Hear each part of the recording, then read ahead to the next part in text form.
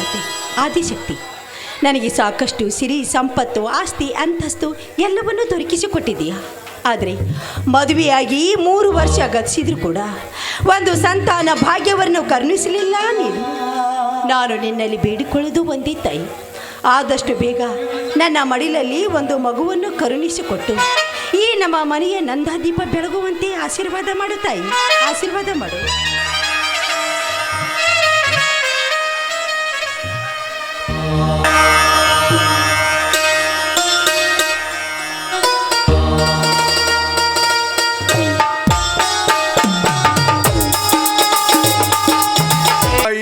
ಲಕ್ಷ್ಮೀ ವೆಂಕಟೇಶ್ವರ, ನಿಮಗೆ ಮೊಟ್ಟ ಮೊದಲನೇದಾಗಿ ನಿಮ್ಮ ಪಾದಕ್ಕೆ ವಂದಿಸಿ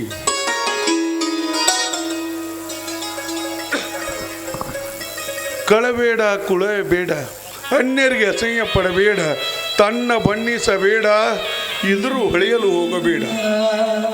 ಇದೇ ಅಂತರಂಗ ಸುದ್ದಿ, ಇದೇ ಬಹಿರಂಗದ ಸುದ್ದಿ.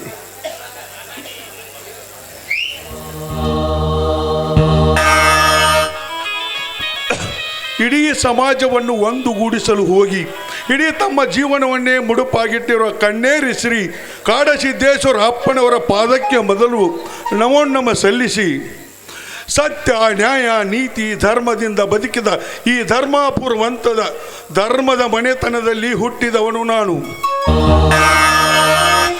ದೈವ ದೇವ ಭಗವಂತ ಅಪ್ಪಿಯೂ ತಪ್ಪಿಯೂ ಬುದ್ಧಿ ಎಂಬ ಬೇಲಿಯನ್ನು ಜಿಗಿದು ಮತ್ತೊಬ್ಬರಿಗೆ ಅನ್ಯಾಯ ನನ್ನಿಂದ ಆಗದಿರಲಿ, ಅಷ್ಟನ್ನು ಮಾತ್ರ ನಿನ್ನಲ್ಲಿ ಕೇಳಿಕೊಳ್ಳುತ್ತೇನೆ.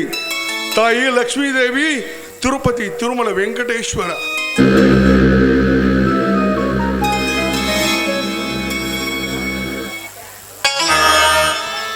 ನಮಸ್ಕಾರಪ್ಪ ದನಿಯಾರ.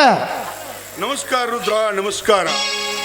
ಏನಪ್ಪ ರುದ್ರ, ಊರಲ್ಲಿ ಏನೋ ಗದ್ದಲ ನಡೆದು ಊರು ತುಂಬ ಸುದ್ದಿ ಆಗೈತಂತ, ಈ ವಿಷಯ ನಿನಗೆ ಗೊತ್ತಿಲ್ಲೇನು? ಗೊತ್ತಾತ್ರಿಪ್ಪ ದನಿಯಾರ. ಅದಕ್ಕಂತ ಊರ ಜನರು ನಿಮ್ಮನ್ನ ಕಾಣಬೇಕಂತ ಹೊರಗಡೆ ಬಂದು ನಿಂತಾರ್ರಿಪ್ಪ ದನಿಯಾರ. ದನಿಯಾರ, ಊರು ಬರ್ಬರ್ತಾ ಭಾಳ ಹೊಲಸಾಗಕತ್ತ ನೋಡ್ರಿಪ್ಪ ದಣಿ.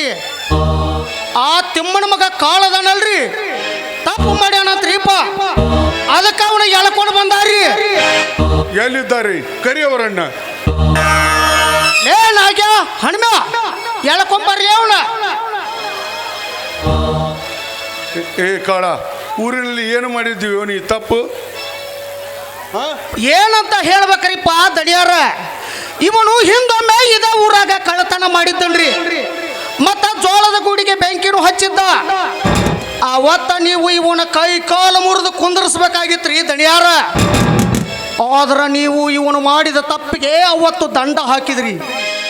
ಈ ಅಷ್ಟೇ ಸಾಲ್ದು ಅಂತ ಇವತ್ತು ಏನು ಮಾಡ್ಯಾನ ಗೊತ್ತೇನ್ರಿ ದಣಿ? ಏನು ಮಾಡಿದ್ದಾನೆ? ಪಾಪ್ರಿಪ್ಪ, ಆ ಕೆಂಚನ ಮಗಳು ಕೂಲಿ ಮಾಡ್ಬೇಕಂತ ತೋಟದ ಕಡೆಗೆ ಹೊರಟಾಗ ಅವಳ ಮೇವನ ಬಲಾತ್ಕಾರ ಮಾಡಕ ಪ್ರಯತ್ನ ಪಟ್ಟಾರಿ. ಏ ಕಾಳ, ನಿಜ ಏನಿದು?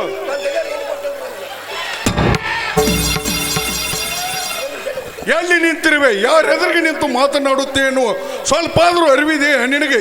ಸೊತ್ತು 40 ಹಳ್ಳಿಗೆ ನ್ಯಾಯವಂತರ ಮನೆತನ ನಮ್ಮದು. ಇಂಥ ನೆಲದಲ್ಲಿ ನಿಂತು ಮತ್ತೆ ಅನ್ಯಾಯದ ನುಡಿಯನ್ನು ಆಡಿದ್ದೆ ಆದರೆ ನಿನ್ನ ನಾಲಿಗೆ ಕತ್ತರಿಸಬೇಕಾದಿತ್ತು ಮಗನೇ ಎತ್ತರ. ನೀನೇ ಹೇಳು, ನೀ ಮಾಡಿದ್ದು ಸರಿಯೋ ಸುಳ್ಳು? ದಣಿಯಾರ, ಅವನ ಬಾಯಿಂದ ಏನು ಕೇಳ್ತೀರಿಪ್ಪ ದಣಿಯಾರ? ನಿಮ್ಮ ಹತ್ರ ಬಂದು ಯಾರು ಸುಳ್ಳು ಹೇಳ್ತಾರೇನ್ರಿ? ಈ ಸುತ್ತು 40 ಹಳ್ಳಿಯ ಜನರು ಬಂದು ನಿಮ್ಮ ಹತ್ರ ನ್ಯಾಯ ಕೇಳ್ತಾರ. ನೀವು ನ್ಯಾಯ ಮಾಡಿದ ಮೇಲೆ ಮುಗಿದು ಹೋಯ್ತ್ರಿ ದಳಿ. ಸಾಕ್ಷಾತ್ ಆ ದೇವರು ಬಂದು ನ್ಯಾಯ ಮಾಡಿದಂಗ ಇರ್ತೈತಿ. ನಿಮ್ಮನ್ನ ಹಿಡಿದು ನಿಮ್ಮ ಮುತ್ತಜ್ಜನ ಕಾಲದಿಂದಲೂ ನ್ಯಾಯ ಮಾಡ್ತಾ ಬಂದ ಮನೆತನವಿದು. ಇಲ್ಲಿ ನ್ಯಾಯ ನೀತಿ ಧರ್ಮ ಸತ್ಯವೇ ಈ ಧರ್ಮಾಪುರದ ನಿತ್ಯದ ಉಸಿರು. ಆದ್ರ ಇಂಥ ನಾಡಿನೊಳಗ ಈ ದುಷ್ಟ ಕಾಲ ಹುಟ್ಟಬಾರ್ದಾಗಿತ್ರಿ, ಹುಟ್ಟಬಾರ್ದಾಗಿತ್ತು. ಇವರಿಗೆ ಸರಿಯಾದ ಶಿಕ್ಷೆ ಕೊಟ್ಟು ಗಡಿಪಾರು ಮಾಡಿ ಬಿಡಿಸ್ಬಿಡಿ ಅಪ್ಪಾರ. ನಿಜ ರುದ್ರ, ನೀ ಹೇಳುವ ಮಾತಿನಲ್ಲಿ ಸತ್ಯವಿದೆ. ಏ ರುದ್ರ, ಇನ್ನು ಮೇಲೆ ನೀ ಊರಲ್ಲಿ ಬದುಕಬಾರದು, ನಮ್ಮ ಕಣ್ಣಿಗೆ ಬೀಳಬಾರದು. ಎಲ್ಲಾದರೂ ಹೊರಟು ಹೋಗಿ ಬದುಕಿಕೋ. ಮತ್ತೇನಾದರೂ ನೀ ಬಂದದ್ದೇ ಆದರೆ ನಿನ್ನ ಕಟ್ಟಿ ಚರ್ಮ ಸುಲಿಬೇಕಾಗುತ್ತದೆ. ಎಚ್ಚರ.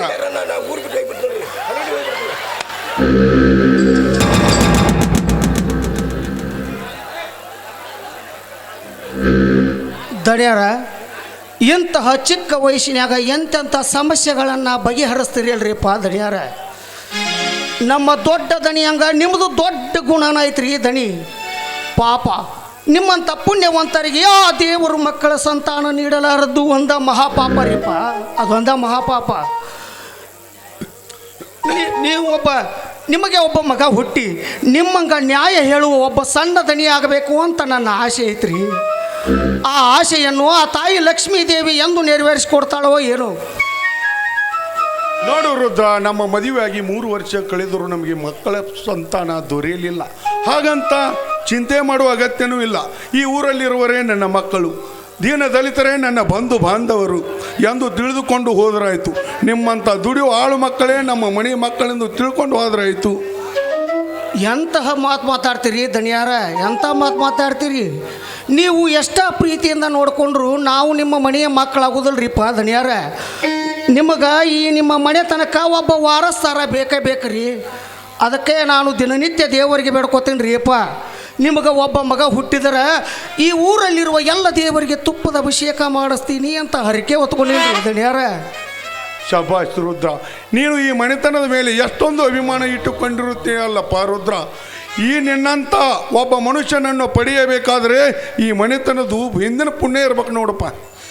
ದಣ್ಯಾರ, ನನ್ನ ಪುಣ್ಯ ಈ ಮನೆಗಿಲ್ರಿಪ್ಪ, ನಿಮ್ಮ ಮನೆಯ ಅನ್ನದ ಋಣ ತಿನ್ನೋ ಪುಣ್ಯ ನನಗೈತಿ. ಈ ಋಣವನ್ನು ನಾನು ಯಾವ ಜನ್ಮದಾಗ ಮುಟ್ಟಿಸ್ತೀನೋ ಏನೋ.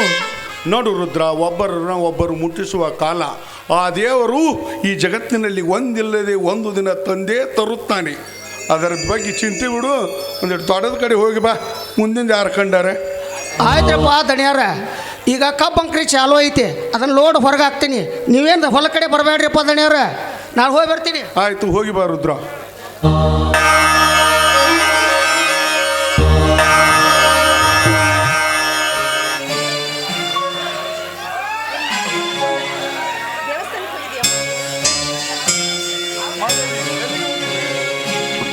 ರೀ, ದೇವಸ್ಥಾನಕ್ಕೆ ಹೋಗಿ ದೇವರಿಗೆ ಅಭಿಷೇಕ ಮಾಡಿಸ್ಕೊಂಡು ಬಂದೆ. ಪ್ರಸಾದ ಕೊಡ್ತೀನಿ, ಆಶೀರ್ವಾದ ಮಾಡಿ.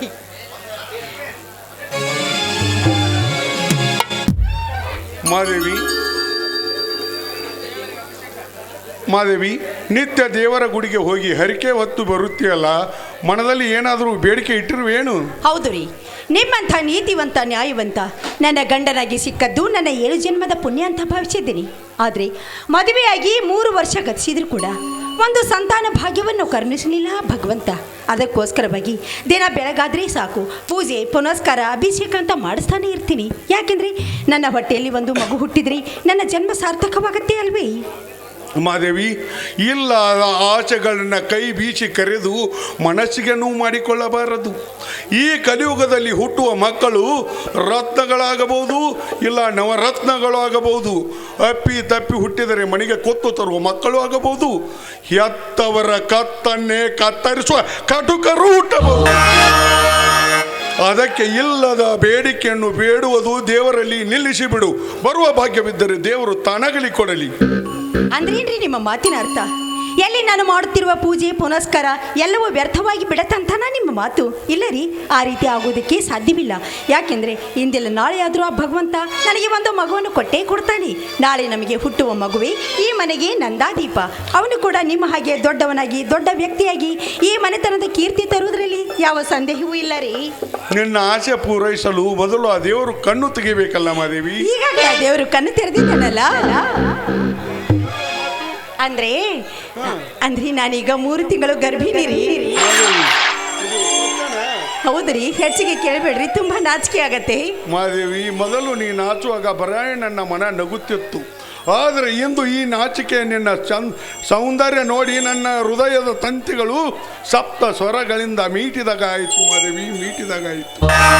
ಹಿಂಗೀಗ ನನ್ನ ಮನ ಕೂಗಿ ಕೂಗಿ ಹೇಳ್ತಾ ಇದೆ ಮಾದೇವಿ, ಕೂಗಿ ಕೂಗಿ ಹೇಳ್ತಾ ಇದೆ. ಹೌದಾ? ನಿನ್ನ ಬೇಗನೆ ಎಪ್ಪಿಕೊಳ್ಳಿ. ಹೋಗ್ರಿ, ಏನ್ರಿ ಇದು? ನೋಡಿದ ಜನರು ಏನಂತಾರು?